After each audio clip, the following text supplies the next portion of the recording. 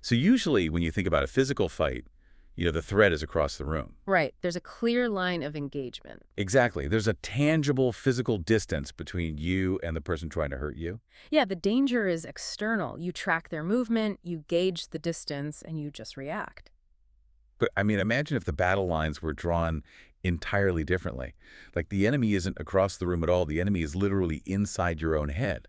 Oh, wow. Yeah, like pulling the strings of your nervous system. Right. You are just this passenger locked behind your own eyes, forced to watch your hands commit atrocities against the people you love. It becomes the ultimate loss of autonomy. It's just absolute visceral claustrophobia because there is literally no place to retreat. I mean, you cannot run away from your own muscles. And that horrifying loss of control, that is the beating heart of D.P. Kirk's 2017 novel, San Vitae, The Awakening.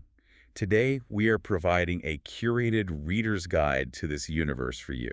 Yeah, and we're putting an intense magnifying glass focus on one of the most pivotal and honestly terrifying moments in the entire book. Yes, Chapter 28, titled The Petal with Sanguinette Dew.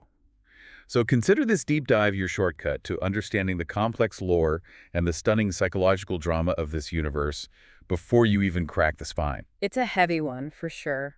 Okay, let's unpack this. We have a world that blends primal blood magic with advanced technology.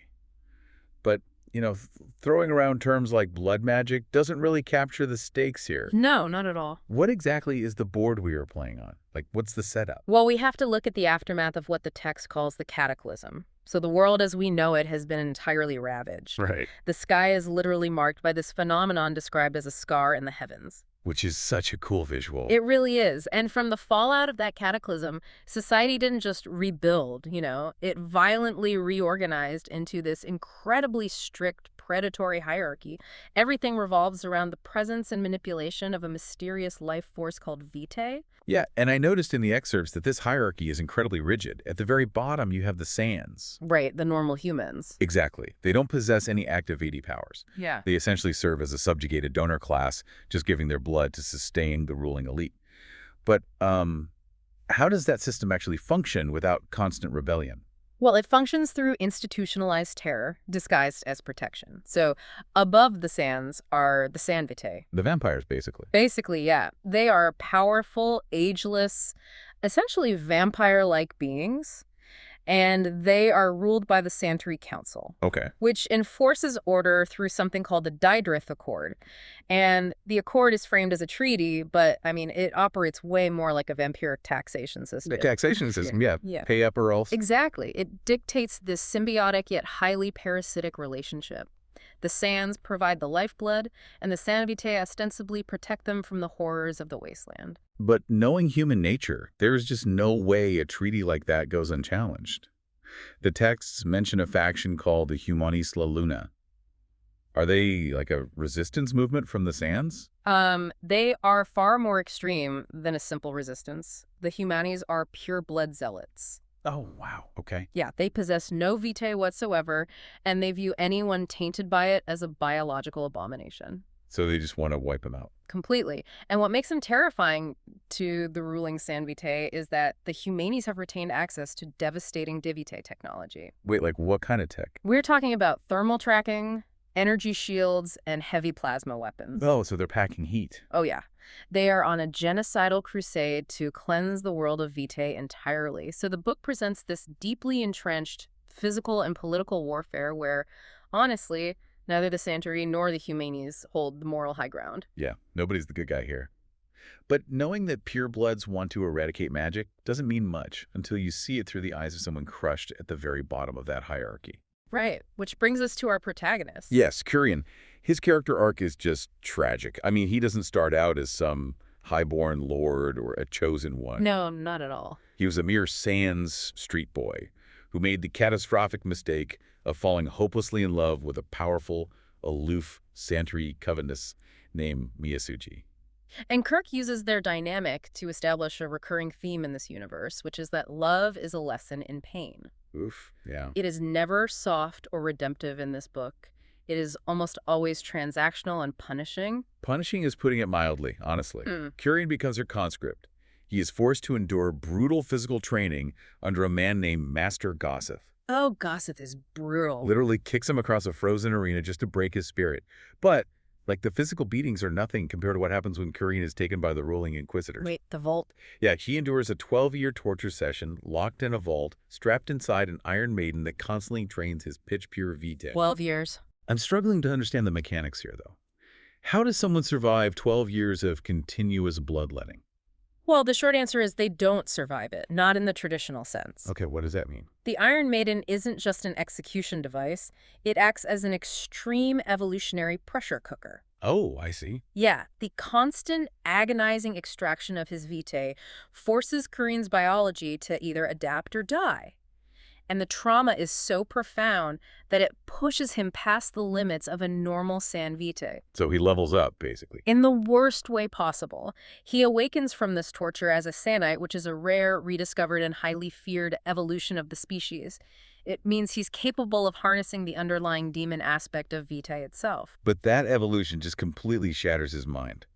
I was trying to picture how the shared memory and psychic bonding actually work for a Sanite. It's complicated, yeah. The best analogy I can come up with is that it feels like living in a haunted house.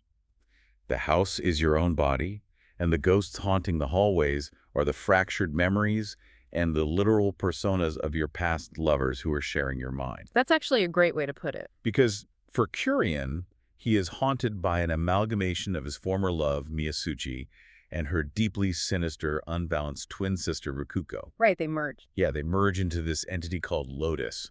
But is Lotus an actual ghost, or is she a psychological hallucination?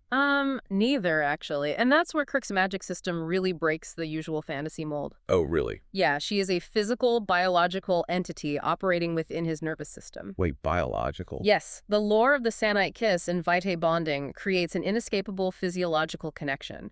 So in Kurien bonds, he doesn't just share thoughts or empathy, he shares a literal Vitae demon. That is so intense. The emotional baggage of Rikuko and Myasuchi literally fuses into a single, jealous, dark persona called Lotus. And because of the mechanics of being a Sanite, Lotus has her own will, her own grief, her own rage. And she can control him.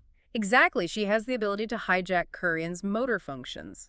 Man, just think about the last time you brought baggage from an old relationship into a new one. Now, imagine if that baggage could literally take over your central nervous system. It's a terrifying concept. It really is, and that drops us right into the absolute chaos of Chapter 28.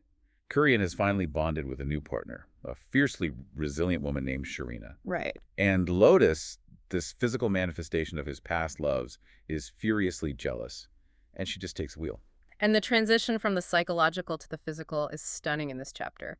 The scene opens in a cratered landscape by a rushing waterfall cliff. The setting is so vivid. It is, and Kirk uses the environment to mirror the fractured, broken state of Kurien's mind. You know, the ground is unstable, the water is violently overflowing, and the atmosphere is incredibly tense. Because Kurien's mind and soul are chained inside his own body. He's literally watching through his own eyes as Lotus drives his physical form forward with the explicit, terrifying intent to murder Sharina. Yeah, and Kirk's sensory details build this suffocating dread. Kurien is forced to track Sharina like prey. The text describes the scent of Sharina as heavy with ozone and endorphins. Like the breeze before a thunderstorm? Yes. It brings a sensual intimacy to the moment, but it's laced heavily with the metallic tang of impending violence. And they are fighting on the edge of this waterfall cliff. The mist is spraying, rainbows are catching the light. It's this gorgeous environment framing a horrific act. Total juxtaposition. Exactly. Lotus forces Kurien's body into these explosive, almost anime-style movements.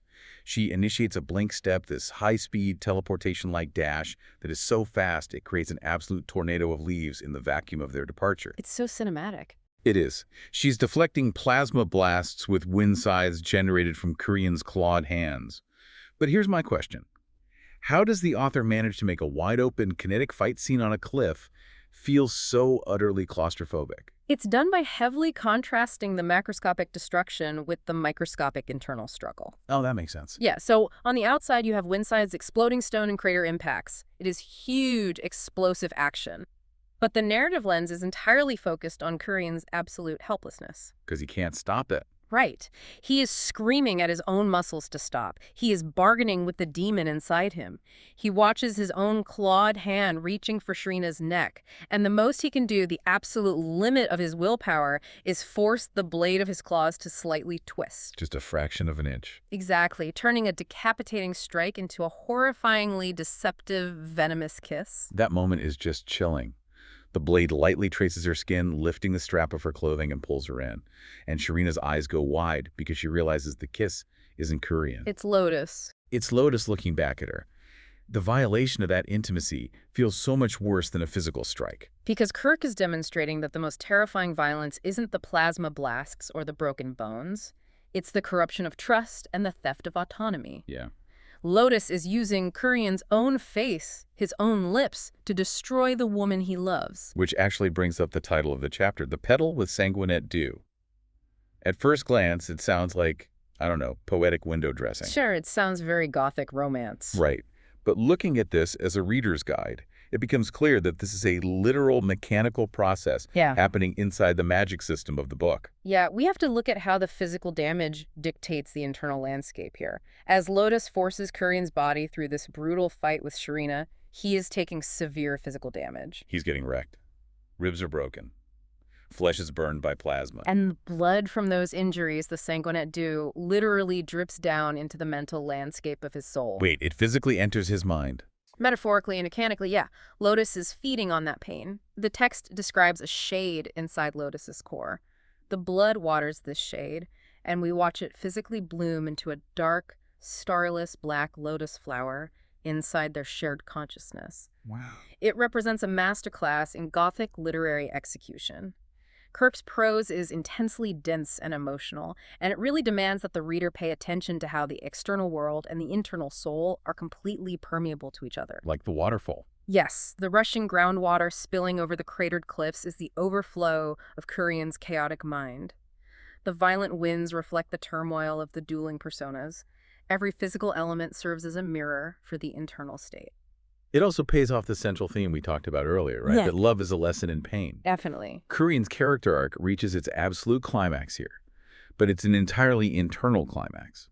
He is bound in chains in his mind, bleeding into his own subconscious, watching Lotus try to destroy his future, and he finally draws a line. He does. His soul screams into the void, "I will never be what you want. I will never be yours." And that single line of dialogue completely redefines his entire existence. I mean, think about it. For his entire life, Kurien has been defined by his subservience to others. Always at the bottom of the food chain. Exactly. He was a subjugated sands donor. He was a conscript forced to fight. He was an inquisitor's prisoner in the vault. He was a vessel for Myasuchi, for Rakuko, and now for Lotus. So he's just done. Yeah, that scream is his ultimate rejection of his toxic past. He accepts the agonizing pain of severing that psychic bond to protect his future with Shrina. He refuses to be a vessel for someone else's grief anymore. It takes a deeply relatable concept and wraps it in this wild blood magic package. Because, everyone has had a moment where their past baggage threatens to sabotage something new and beautiful. For sure. Kirk takes that universal human feeling and scales it up into an epic magical battle for control of a literal soul. And zooming out to the bigger picture of the novel, this scene acts as the structural hinge for the entire narrative. How so? Well, up until this point, the political warfare and the apocalyptic wasteland were the primary drivers of the tension. But Chapter 28 elevates the emotional stakes so they finally match the physical stakes of the world. That is so true. And, if you are wondering whether to add San Vitae, The Awakening, to your reading list, the answer is a resounding yes. Oh, absolutely. And here is the biggest reason why. Just when you think you have this book figured out, just when you think you are reading a really dense, dark fantasy about vampires, blood magic, covenants, and gothic romance, the lore violently expands. The genre-bending brilliance of this novel cannot be overstated. Kirk expertly lays the groundwork for a massive sci-fi reveal that fundamentally changes how you understand the mechanics of the world. I love a good bait and switch. Me too, because interspersed with these primal, feral battles are fragmented flashbacks to a ship called the Salvation. Hold on, you're telling me this isn't just magic, it's a spaceship. Oh, yeah. But the text mentions the Tokyo Alternate Space Cooperative, or TASC. Right. It reframes the entire first half of the book. The scar in the heavens wasn't a magical portal. It was the catastrophic launch of an alternate space drive. Wait, really? Yeah. The text reveals that the magic, the Vitae, isn't mystical at all. It has roots in experimental, synthetically entangled nanoparticle emulsions. Okay, but how does a nanite swarm equal a wind scythe? Like, how do we get from advanced technology to a guy growing claws and teleporting through a forest? It's all connected. The blood of the San Vitae is intrinsically linked to the adaptive regenerating nanoblood of this massive spaceship. The ship has nanoblood. Yes, we get scenes where the hull of the Salvation ship is literally healing itself like flesh, swarming over threats to encase them in rigid material. That is wild. Right. So when humans were exposed to these nanoparticles during the cataclysm, the technology bonded with their biology. A blink step isn't a magical teleportation. It's science. It's a localized manipulation of physics by a highly advanced nanoparticle swarm reacting to the user's neurological impulses. Yeah. And the wind scythes. Those are hyperaccelerated atmospheric displacements caused by the same tech. That absolutely blew my mind. The synthesis of genres is so seamless. You have Vitae technology, Humetis soldiers in hazardous material suits using thermal tracking, plasma cannons, and alternate space drives, Yeah, proper sci-fi stuff. clashing directly against what looks like primal bestial magic, like Kurien's clawed blink steps and the undead husked creatures called anti-sans. It recasts the entire magic system in a terrifying new light, honestly. Think about it. The demon aspect of the Vitae that created Lotus might actually be a highly advanced, corrupted artificial intelligence. Wait, a corrupted AI. Yeah. It's a synthetic emulsion that absorbs human emotion and memory, desperately trying to compute grief and jealousy and manifesting those emotions as physical violence. See, that is why San Vitae. The Awakening absolutely refuses to be boxed into a single genre. Exactly. You come for the rich, complex political intrigue between the Santerrie and the Humenes. You stay for the apocalyptic survival elements and the visceral explosive action sequences. Right. But what really anchors the entire experience are these deeply flawed, intensely traumatized characters. It is a profound, unflinching look at trauma, identity, and what it means to reclaim your own mind from the ghosts of your past. It is a book that demands active reading. Kirk really trusts the reader to navigate through the hallucinations, the shared memories, and the shifting timelines to piece together the truth of what happened to Kurien and the world at large. And the payoff, especially in chapters like The Petal with Sanguinette Dew, is massive. It is dense, it is dark, and it is an entirely unforgettable read. It really is. And, the lore raises a lingering question, one that the book circles constantly. What's that? Well, look at the core mechanic of this universe. Yeah. The ability to physically ingest nanites or vitae and literally share your life force and your memories to make them immortal within someone else. Yeah. If you could physically share your memories, your deepest traumas, and your rawest emotions with someone else, would it actually bring you closer together in perfect empathy? Or would the crushing weight of your combined pasts, the literal ghosts of everything you've ever felt, just tear your identity apart? Man, that is a heavy thought to leave off on, but a good one. Thank you for joining us on this deep dive into San Vitae, The Awakening. Oh. Until next time.